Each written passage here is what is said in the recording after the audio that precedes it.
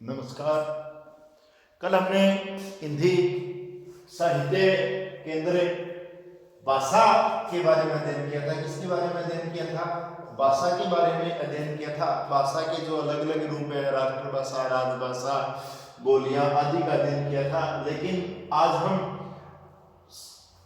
भाषा केंद्र हिंदी भाषा का अध्ययन करेंगे। सामान्य आपको भाषा के बारे में जानकारी दे दी गई, लेकिन हिंदी जो शब्द है, कौन सा शब्द है? हिंदी जो शब्द है उसकी उत्पत्ति किस तरह हुई, या जो हिंदी भाषा है उसका जो विकास है वो किस तरह हुआ, इसके बारे में हमको अध्ययन करना है। भारत के अंदर सबसे पहले जो आर्य जो लोग थे, विविध देशों से ईरानी और जो द्रविड़ जो जाति थी, कौन सी जाति थी? ईरानी व दरक जो लोग थे, इन लोगों से अलग होकर जब भारत के अंदर आर्य जो लोग थे, उन लोगों ने भारत की जो पश्चिमी सीमा है, कौन सी सीमा है? पश्चिमी सीमा में जब भारत के अंदर प्रवेश किया, कहां प्रवेश किया? भारत के अंदर प्रवेश किया, तो उस प्रवेश करने के कारण उनको इन लोगों से, ये जो ईरानी और जो द्रविड़ जो जातियां थी, उन लोगों से संघर्ष करने के बाद में भारत के अंदर वो सबसे पहले मध्य जो प्रदेश है उस भाग के अंदर पहुंचे और धीरे धीरे, कौन से भाग के अंदर पहुंचे? मध्य जो भाग है उस भाग के अंदर पहुंचे और धीरे धीरे यहाँ पे भी उनको संघर्ष का सामना करना पड़ा।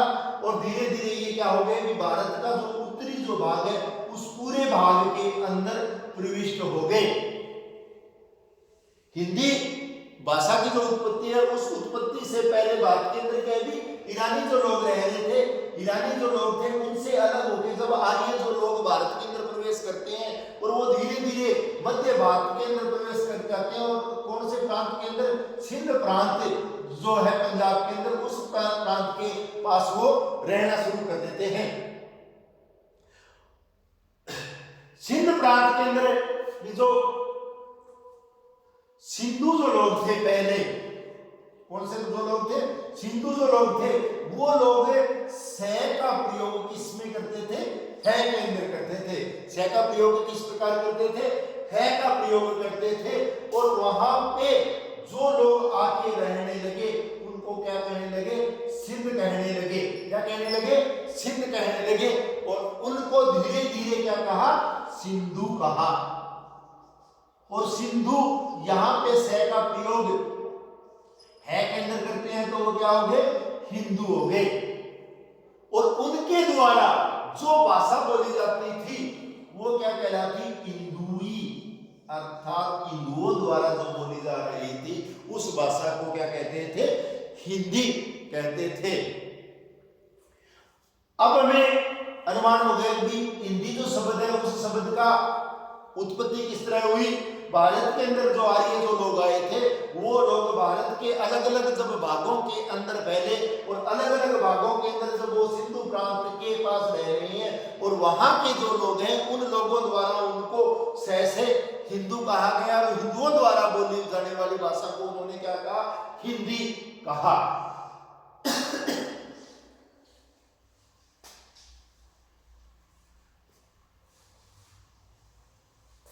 ये लोग भारत के अंदर 1500 जो ईस्वी है उस ईस्वी के अंदर प्रवेश करते हैं। अब यहां पे वो कौन लोग थे? आर्य लोग थे। तो इस समय जो भाषा बोली जा रही थी वो भाषा अपने हिसाब से तो क्या हो गई? हिंदी हो गई।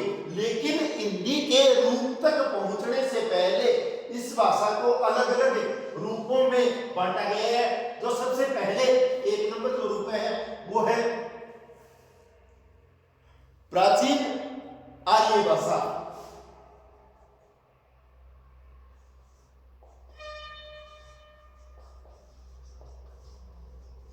क्या हो गया इसका रूप? प्राचीन आर्य भाषा। प्राचीन आर्य भाषा का जो कालखंड है वो सबसे पहले प्राचीन आर्य भाषा का जो प्रारंभिक जो काल हो गया वो 1500 ईस्वी तक का हो गया। 1500 ईस्वी से 500 ईस्वी। उसके बाद में जो भाषा का जो प्रयोग है वो मध्य भारतीय आर्य भाषा, ये क्या होगी 500 ईस्वी से 1000 ईस्वी तक, क्या होगी 1000 ईस्वी तक। उसके बाद में जो होगी आधुनिक भारतीय आर्य भाषा। उसके बाद में कौन सी होगी आधुनिक भारतीय आर्य भाषा, जिसका प्रयोग 1000 ईस्वी से, कब से 1000 ईस्वी से आज तक क्या हो गया, वर्तमान तक जो भाषाएं बोली जा रही है वो हो गया।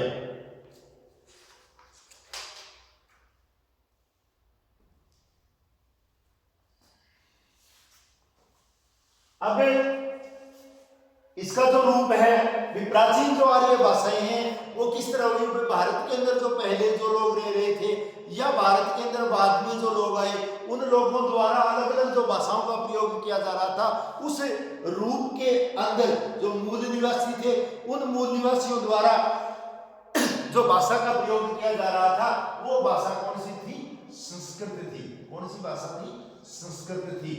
आर्यों के आगमन से पहले जब भारत के अंदर जो सिंधु जो लोग आए थे उनसे पहले भारत के अंदर जो भाषा का प्रयोग किया जा रहा था वो संस्कृत भाषा का प्रयोग किया जा रहा था। और उस संस्कृत भाषा को भी दो भागों के अंदर बांटा है। कितने भागों में बांटा है, दो भागों के अंदर बांटा है। पहली भाषा थी वैदिक संस्कृत और दूसरी भाषा हो गई उनकी लौकिक संस्कृत। सबसे पहले वैदिक जो प्रचलन था वो भाषा कौन सी बोली जा रही थी, वैदिक संस्कृत बोली जा रही थी। वैदिक संस्कृत के अंदर हमारे जो उपनिषद आदि है वो लिखे गए, अर्थात हमारा जो वेद है इस तरह ऋग्वेद आदि है उनकी रचना किसके अंदर की गई, वैदिक संस्कृत के अंदर की गई। अर्थात जो शिक्षित जो लोग थे उन लोगों द्वारा जिस भाषा का प्रयोग किया जा रहा था वो कौन सी भाषा थी, संस्कृत भाषा थी। और उस संस्कृत के अंदर हमारे जितने भी प्राचीन ग्रंथ हैं उन ग्रंथों का उच्चारण और लिखित जो रूप है वो किया जा रहा था। लेकिन उसके बाद में संस्कृत का जो दूसरा जो रूप है वो रूप हो गया लौकिक संस्कृत। कौन सा रूप हो गया, लौकिक संस्कृत। लौकिक का आशय लोगों द्वारा, अर्थात जो सामान्य अशिक्षित लोग हैं या आम भाषा के अंदर हम जिस भाषा का प्रयोग करते हैं वो क्या कहलाएगी, लौकिक कहलाएगी, अर्थात तो लोगों द्वारा बोली जा रही। और उस संस्कृत का जो प्रयोग किया गया वो सबसे पहले किसके अंदर किया गया, वाल्मीकि द्वारा जो अपनी रामायण थी उसे रामायण के अंदर किया गया। तो आर्य जो भाषाएं थी उन आर्य भाषाओं में जो प्राचीनतम जो भाषा काल था उस काल के अंदर सबसे पहले प्राचीन भाषा थी उसके अंदर संस्कृत का प्रयोग किया जा रहा था। और संस्कृत के अंदर कौन सी भाषा का प्रयोग किया जा रहा था, वैदिक जो संस्कृत है उसका प्रयोग। और जो आम प्रतिनिधि जो लोग थे उनके द्वारा जो लौकिक संस्कृत है उसका प्रयोग किया जा रहा था। उसके बाद में जो दूसरा भाग था वो हो गया मध्य, दूसरी भाषा क्या होगी, दूसरा जो काल क्या हो गया, मध्य प्राचीन आर्य भाषा। मध्य प्राचीन जो आर्य भाषा थी उसके अंदर भारत के अंदर जो वैदिक जो संस्कृति थी उस संस्कृति को छोड़ के जो भारत के अंदर आम भाषाएं थी कौन कौन सी थी, पाली, प्राकृत और अपभ्रंश। कौन सी होगी, पाली, प्राकृत और अपभ्रंश। अर्थात जो पाली भाषा थी उस पाली भाषा का प्रयोग किया जा रहा था। और पाली भाषा के बाद में पाली भाषा, प्राकृत भाषा और जो अपभ्रंश भाषा का है वो प्रयोग इसके अंदर किया गया। और अंतिम जो रूप है वो क्या हो गया, आधुनिक भाषाएं, आधुनिक भाषा के अंदर वर्तमान में जितनी भाषाओं का जो प्रयोग हो रहा है उन सारी की जो सारी भाषाएं हैं उनका प्रयोग आधुनिक प्राचीन भाषाओं के अंदर किया जा रहा था, जो हम आपको आगे के अध्याय में अध्ययन करवाएंगे। धन्यवाद।